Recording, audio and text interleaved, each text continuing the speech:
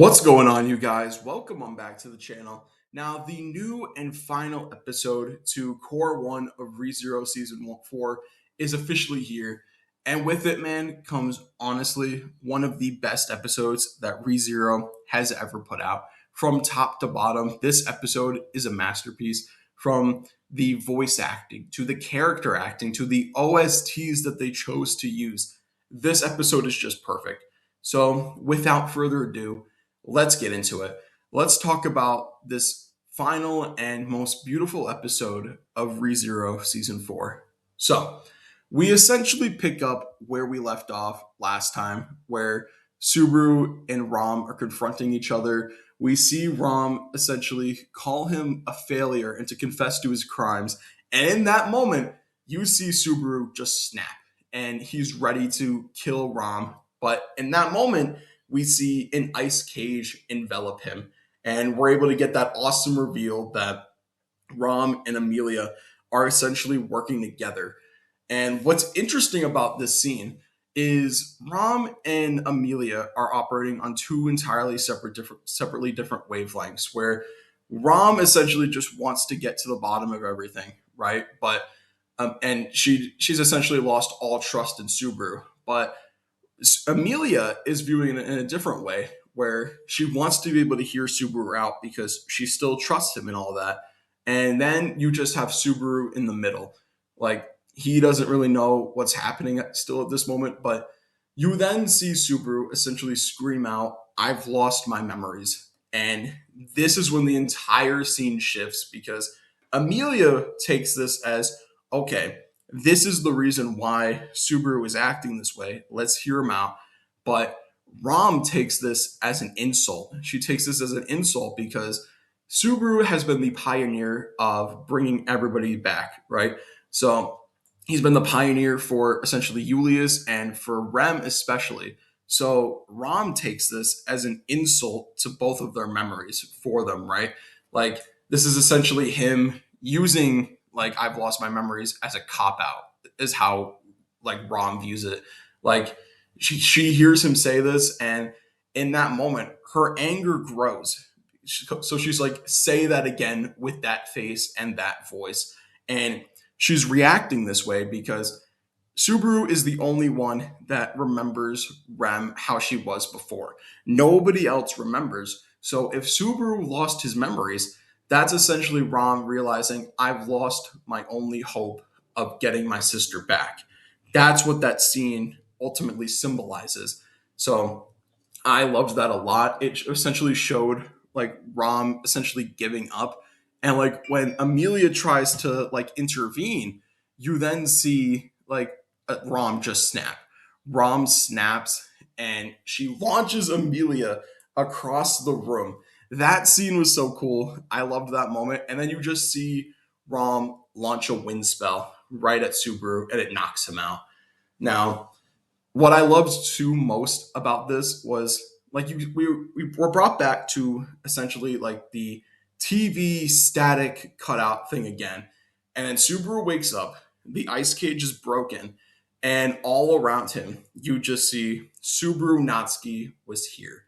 I love that scene so much because it creates, like, kind of like this, like, internal peril within Subaru. Like, did I kill Rom and Amelia and I don't remember it? Like, when did I write this? I don't think Subaru was actually is the one that wrote Subaru Natsuki was here all over the walls. I think that might have been a different character. I don't know who it could have been, but I don't think it was Subaru. I do think Subaru's the one that, like, carved it into his arm, but I don't think he's the one that wrote it all over the wall. I think that's a completely separate character. Who that is, I feel like we'll find out very soon.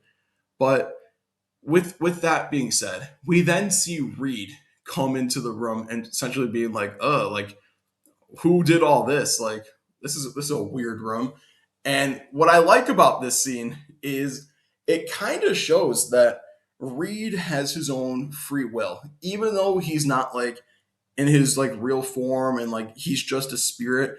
What I like about this is he's not chained down to essentially his testing area. He can go wherever he wants. So that's pretty interesting, and it honestly creates some interesting things for Core 2, especially if they want to go there. But what I like is we then hear like a crash, and it cuts to Julius, and it's essentially Julius just being a one man army taking down like an army of these centaur creatures that we saw from the beginning of this season. Where I thought it was probably only just one. No, there's like a whole army of these guys. So I love that. Like this is honestly like so needed too for Julius because I've been wanting him to essentially be able to defend the group, and this is him being able to do that, right? Like taking on his pride as a knight, like in full force, and this is him essentially being able to protect everyone. So that's an incredible scene. But what I love the most about the scene too is like the animation that it gets is so perfect. Like they easily could have made this like all 3D animation, especially since it's like those centaur creatures. Like they easily could have done this in 3D. But what I like about this is that it's in 2D animation. And the reason why I think it is because ever since the Garfield fight in season 3, I feel like ever since that moment, like White Fox like has tapped into something when it comes to like their fight choreography and stuff like that. So I think like after that fight, they've essentially leveled up in terms of like being able to like storyboard and choreograph fights. So Garfield continues to essentially help the production of ReZero without him even being in the show anymore at this point. So I like that a lot. But what I like the most is when Reid, Subaru, and now Meili are essentially watching this all play out. And Meili is essentially like, oh, this is a great time for essentially Reid or for Julius to die. And in that moment, you see Subaru kind of like accept it and get a little excited too at the notion of Julius dying. But then like when he sees one of them like about to like attack him from behind, you see something essentially shift within Subaru, and Subaru essentially tells or screams out at Julius to look out behind him so that way Julius can protect himself. And why this scene I feel like is so important is because throughout like this entire Amnesia arc, Subaru has like viewed all these characters as just wanting to kill him throughout the duration of the arc. But what I love so much, and what I'm starting to realize is that Subaru like his mentality is starting to shift, right? He's not viewing these people essentially as just murderers anymore. He's starting to remember, or at least starting to piece together that he has close bonds with these people, even though he can't remember them like intrinsically. Like he knows how important these people are to him, right? Emilia, Julius, Beatrice. He's starting to realize that all these people are important to him, and that's why he screams out to Julius to look out.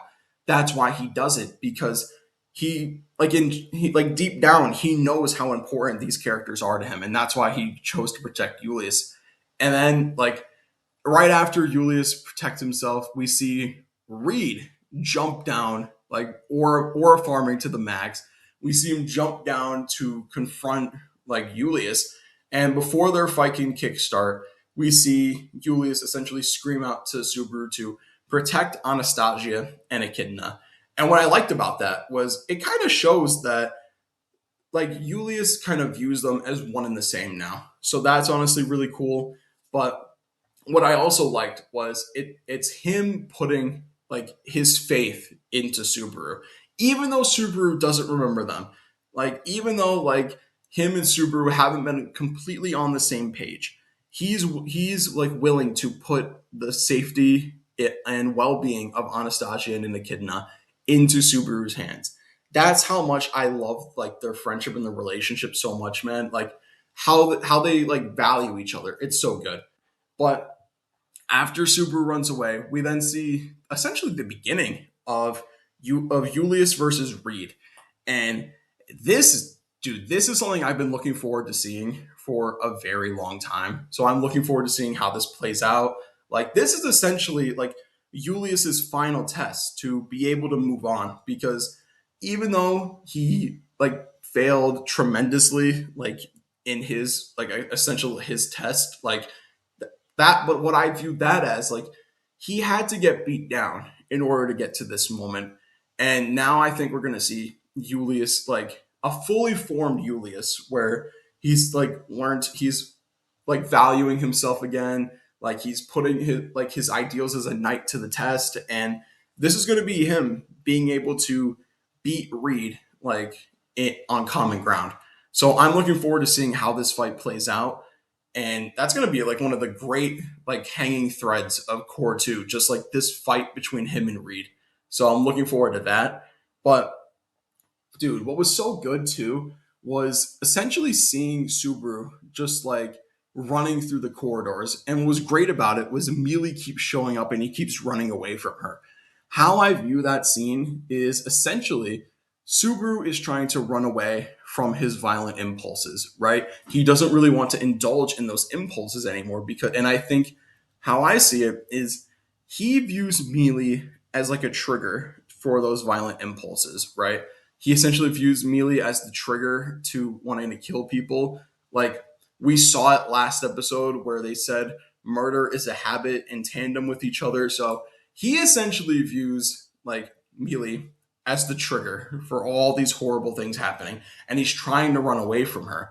And as he's running away from her, we then see him run into Beatrice. And I love this moment so much because Beatrice is essentially like his light in the darkness, as I've been saying all season.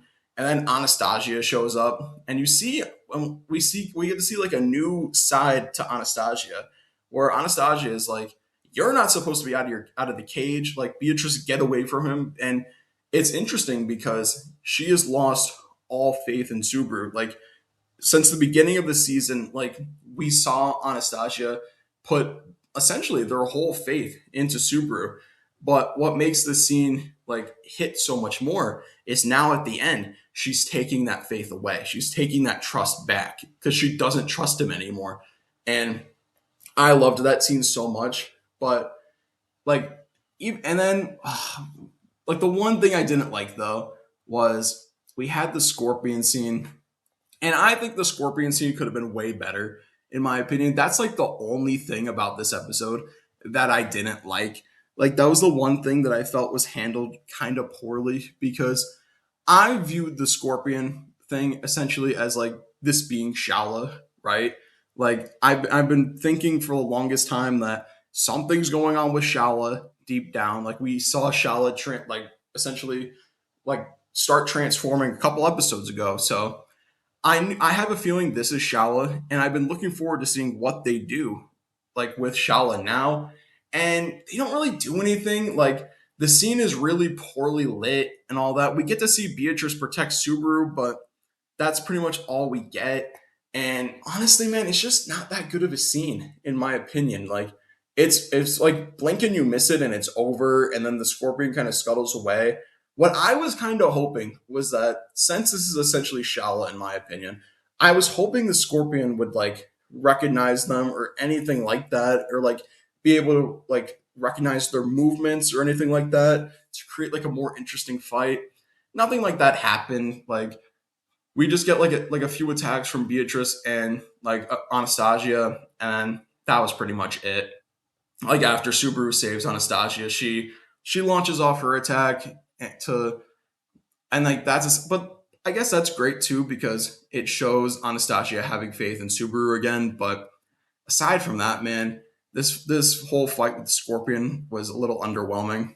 But after that, everything kicks back off again, and the episode is like just operating on a new wavelength. I love that so much because we then get a moment with Beatrice and Subaru where Beatrice is like, "Do you like remember taking me out of the mansion, like free, like taking me out of the burning mansion?" And Subaru just shakes his head no because he doesn't remember this. And Beatrice is essentially just like, "It's okay because I'll remember all of this for you because it was one of the most beautiful moments in my life." I loved that scene so much, man, because it shows like the depths of the bond between Subaru and Beatrice. It's such a good scene, man.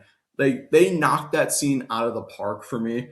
because I've been looking for like more moments with Beatrice and Subaru, and we got that here. That was one of the best moments of the entire show, in my opinion, because it's Beatrice being like, "I'll remember all this for you, right? Even though you don't remember it, I'll remember it for us." Like that was so beautiful, man. And then, oh man, we get like the saddest moment, in my opinion, where we're just getting like Anastasia, Beatrice, and Subaru walking through the rubble. Anastasia sets off one of the scorpion claws that was left behind, and we just see an explosion. And we then cut to Subaru dragging Anastasia's like broken apart body like down like across the floor. Her body is split apart in half yet again.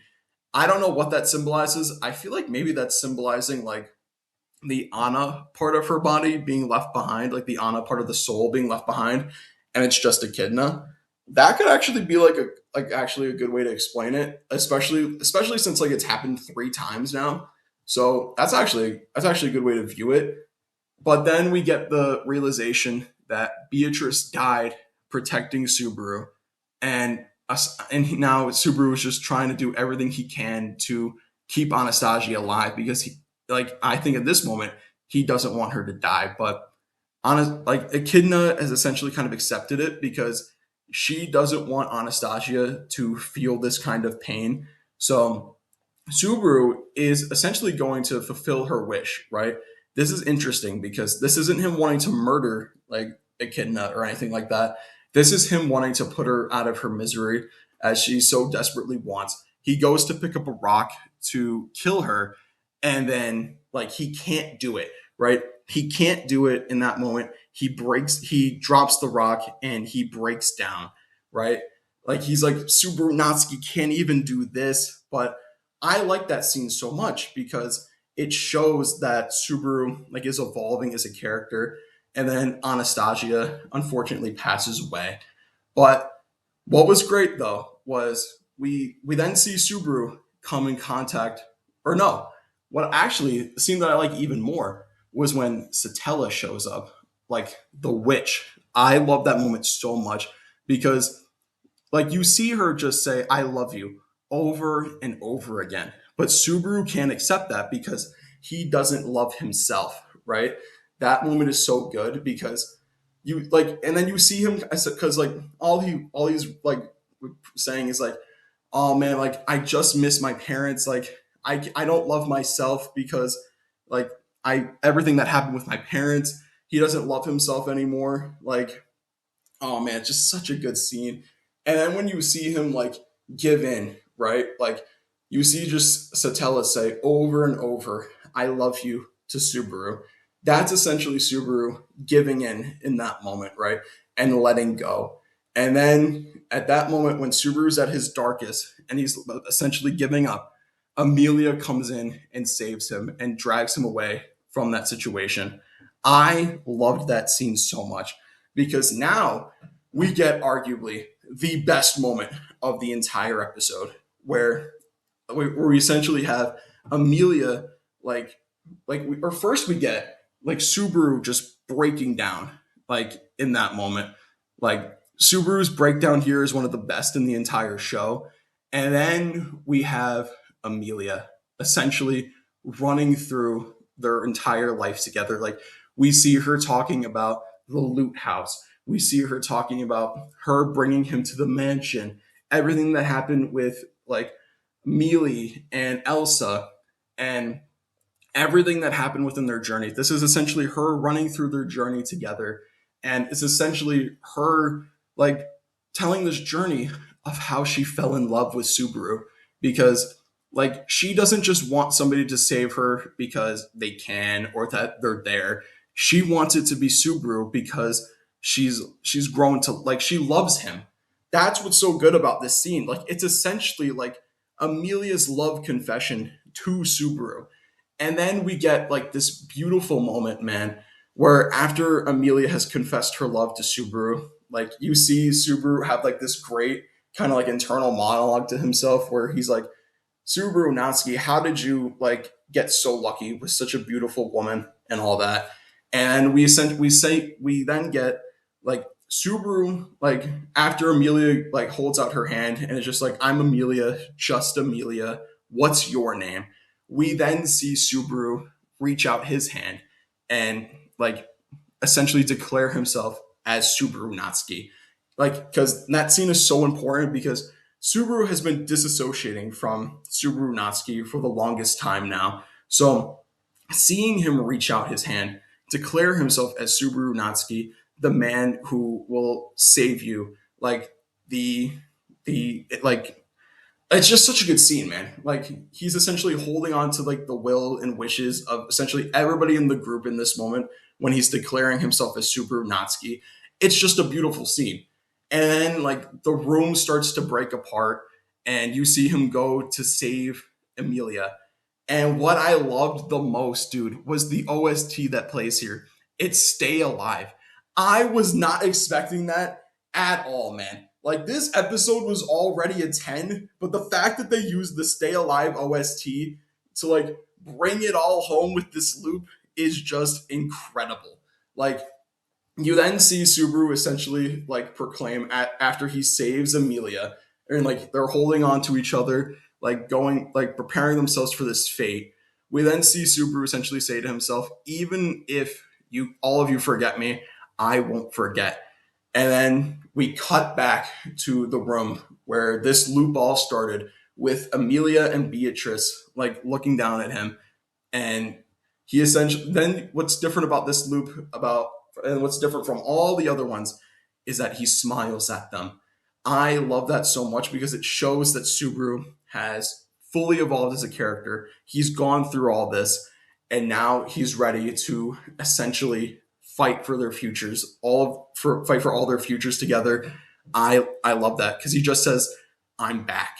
And he's ready now to essentially like bring everybody back, save Julius, save Rem. He's ready to do it all. And he's ready to fight against fate and fight against whoever's messing with him in the tower. And then that's the end of Core 1. Dude, this in my opinion has been one of the best like seasons of anime that I think I've ever watched. And it's mostly just because of you guys.